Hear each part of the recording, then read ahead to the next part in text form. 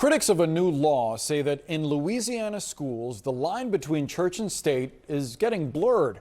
Louisiana is the first state to require that the Ten Commandments be displayed in every public school classroom. Saying the commandments have to be on a poster-sized display with font that's easy to read. From kindergarten through college by 2025. If you want to respect the rule of law, you got to start from the original lawgiver, which was Moses. Following Louisiana's controversial Ten Commandment law to display them in classrooms, Lieutenant Governor Dan Patrick says Texas should have been the first state to make this move. New bills in Texas call for public schools to display the Ten Commandments in each classroom. Now, there are supporters who say that this is a part of U.S. history. There are others who say that the bill violates religious freedoms, the separation of church and state, and the First Amendment of the U.S. Constitution. Turn now to Oklahoma tonight and the new ruling involving the Bible in public schools. That state now mandating teaching the Bible in schools effective immediately, calling it an indispensable historical and cultural touchstone. Here's Matt Rivers tonight. Tonight, the top education official in Oklahoma directing all schools across the state to incorporate the Bible and the Ten Commandments into the curriculum. The new requirement for grades 5 through 12, effective immediately. Every teacher, every classroom in the state will have a Bible in the classroom and will be teaching from the Bible in the classroom.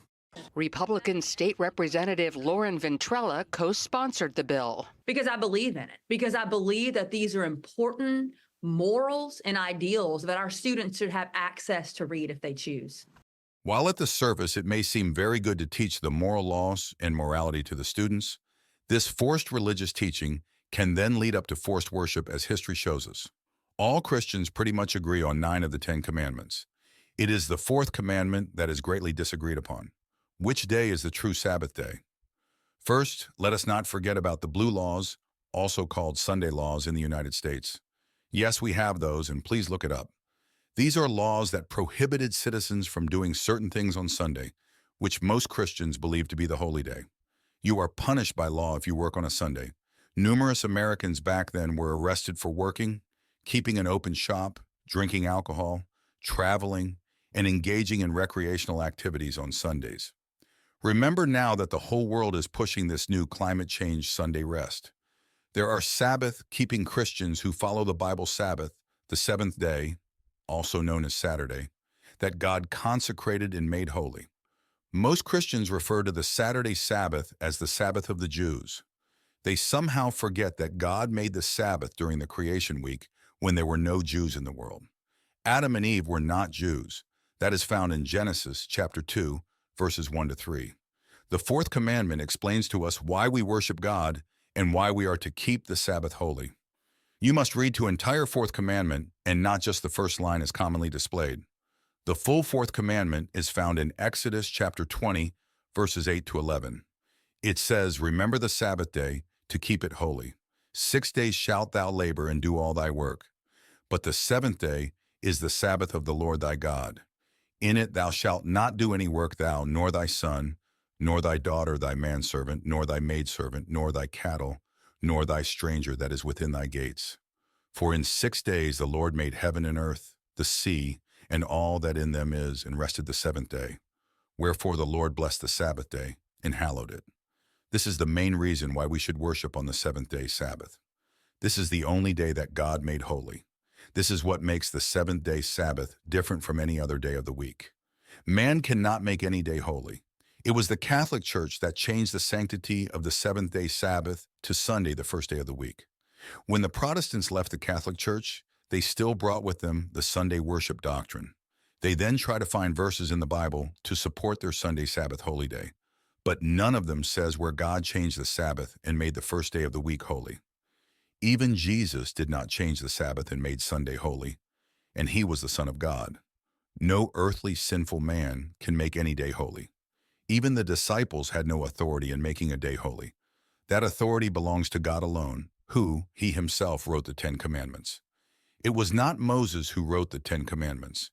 These 10 Commandments were written on tables of stone, which has great significance because the phrase "written in stone" means that something is permanent or fixed and cannot be changed. It implies that the decision or statement is final and cannot be altered. The Ten Commandments have never been changed.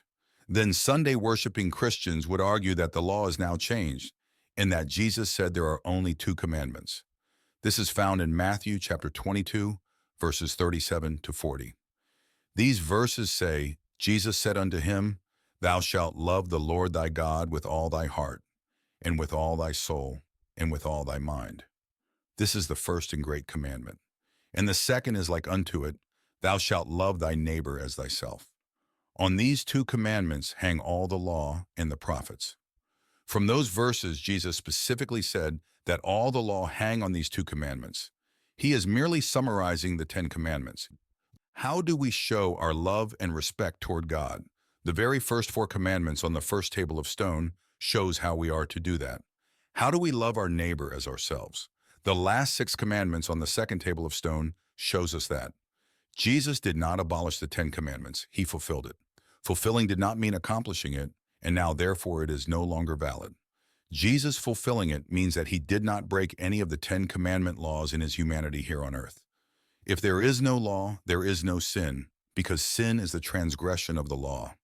That is found in 1 John chapter 3, verse 4. Jesus not breaking any laws in the Ten Commandments also made him the perfect sacrifice, the only spotless lamb worthy to be sacrificed for the forgiveness of sins, which was previously symbolized by the sacrificing of unblemished lambs. This all really comes down to true worship. Who you worship is determined by how you worship. Let us keep in mind that the devil, Lucifer, also desired to be worshipped and wanted the position of God. That is found in Isaiah chapter 14, verses 12 to 14. Sunday worship is a pagan day of worship where they worshiped the sun and other created gods and offered sacrifice to their idols, even child sacrifice. You can read in history how Christianity and paganism got blended together during the time of Emperor Constantine and how he Christianized the pagan Roman Empire. The devil will always have a counterfeit. Here we can see that he has a counterfeit form of worship. He has many forms of counterfeit worships to confuse man from God's true worship. A counterfeit worship is not acceptable, just like a counterfeit $20 bill is not acceptable. Why then is keeping all of the Ten Commandments very important? And yes, that's including the truthfulness of the fourth commandment. It is because when Jesus comes again, in Revelation chapter 14, verse 12, it says, Here is the patience of the saints. Here are they that keep the commandments of God in the faith of Jesus. In John chapter 14, verse 15, it says, If ye love me, keep my commandments. If we truly love God, let us obey him and worship him in spirit and in truth. May God bless you upon the revelation of this truth. To God be the glory.